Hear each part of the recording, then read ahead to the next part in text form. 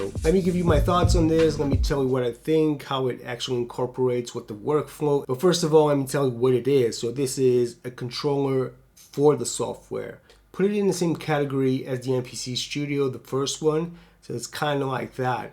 Obviously, it has a smaller screen, and those are the two things that pop into the eye straight away, which is the smaller screen and channel strip. This is made to work with the software. That's why there's a smaller screen, because everything is in the software already. So what Akai did is that they minimized that screen, because you're working with the software, so you should be looking at the software and having this on the side to control the software. So there's no need for a bigger screen. And that's a great way to bring down the price. So this is the cheapest MPC. I think it's around 200. I'm not sure, don't quote me on that, but I think it should be around that ballpark, 200, 300. So it's the cheapest MPC they ever made.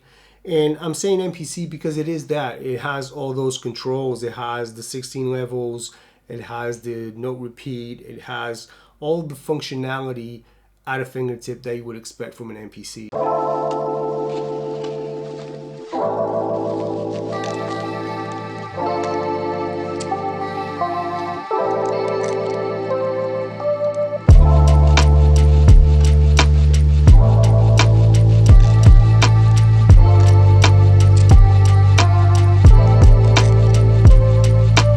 Obviously, there are a few things that you won't be able to do here. You need to do it in the software, which like naming programs, naming things. You can't do it right here. There's a lot of stuff that you need to be doing in the software. Look at this as an extension of the software. So you're working with the software, but then you have all that good control of the MPC, that MPC workflow, the new MPCs like the MPC Live that you can connect to the software, but you can completely do everything in the MPC. Here, it's not like that. This complements the software. It's definitely not a replacement for the MPC. It's definitely a companion for the software. In my opinion, you wouldn't even need the screen for this, but the screen is there for a purpose only. It's kind of let you know where you are in the controller. So if you go into the 16 levels, you'll see that the 16 levels will appear in the screen, right? So it will let you know where you are in the controller, and that's what the screen is there for. Because apart from that, really, you will be looking at the software. If you want to go into deep mixing, adding plugins and stuff like that, you'll need to do that in the software. This will be something that you use for recording, for trimming your sample, maybe layering it, using the channel strip to maybe mix, because you can add volumes to this. You can select the pad volume and mix your volumes here. I've been doing that, so just putting all my levels down with the channel strip, because you can decide what you want to do with the channel strip, and you have several controls that you can assign to it, but I'll talk a little bit more about that. This is definitely for people that are on the software most of the time, because you can take so much out of the software that you can't take out of the standalone units, because you have all these plugins installed in your computer that you won't be able to access if you're working in standalone mode. So if you're in the software, you get all of that. You get more audio tracks. So it's working with the software will give you a lot more than working in standalone. So a lot of people already work only with the software. So this is definitely something great to complement with that.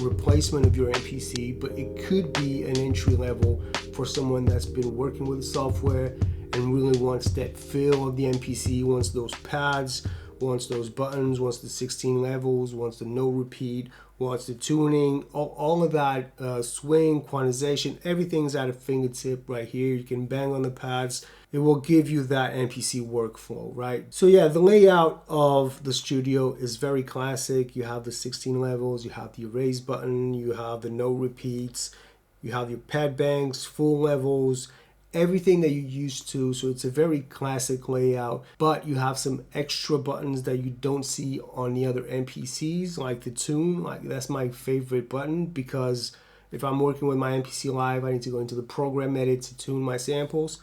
But here you actually have a button dedicated for tuning, which is something that you do all the time if you're working with samples. You want to tune your sample. So they actually took care of that. So there are buttons here that will allow you for that quick workflow, like the tune. You can chop samples. You have your sample start, sample end. So the buttons feel really nice. They remind me of the Akai Force buttons. The pads feel good, just like the MPC Live, the MPC X, MPC One. The size is the same as the MPC Live as well. So pretty much the standard pads on the MPCs. You have a button here that is the mode button, which if you press it, you can then select in which screen you want to work in the software. So once you get to know the layout, it's going to get you like faster results if you're working with the software already. So you can just go mode, next sequence, and now you're in the next sequence. You can jump between sequences. Transport controls right there, everything normal about the MPC. You have a zoom, so if you're looking at the screen, if you're looking at the grid, or if you're chopping a sample, you can zoom in and out and really fine chop that sample. So yeah, you have that zoom option right there. You have the browser if you want to browse for samples. Program select, track select, sequence select, everything can be done right here. And I've been using it and it's super easy to use. If you want to select the track, just select the track that you want to go to. If you want to select the program, touch on the program, select the program they want for that track. So everything is pretty much thought out, and it's a breeze to work with this. Obviously, a lot of controls. Again, you have to go into the software.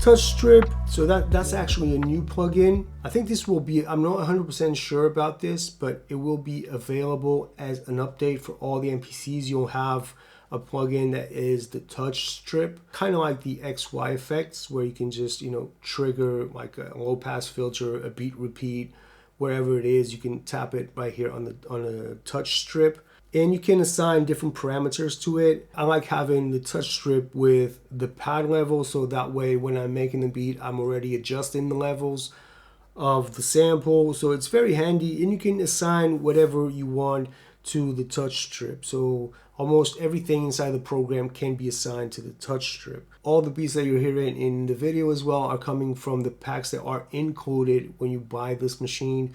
You'll come with several packs. I think the ones I'm using is from Rock Cuts, and the sounds in that pack are really amazing. Okay, so that's all in the pack.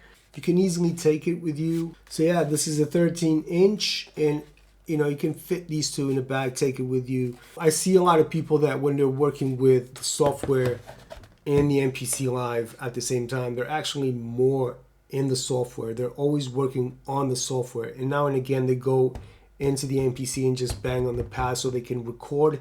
I think this is perfect for that. If you're working in the software and you just want the MPC so you can bang on the pads, press the play, press the record, use 16 levels, everything's right there at your fingertips. Probably what they really wanted to do with this is to give you that feel of the MPC, not for you to dig into menus or anything, but to have those classic tools of the MPC. So I really think that the idea from Akai to create this product, it's one, to get people to come into the MPC world by lowering the costs of production, and now they have a way cheaper MPC. Lastly, it will give you the option to still be working with the software and adding all your plugins that you like, adding all the audio tracks that you like as well. What I'm going to do now with this is I'm actually going to connect this to my MPC Live and see how they both work together in standalone. So my MPC Live in standalone, and connect this with my MPC Live and see if I can control the live with this as well using the channel strip,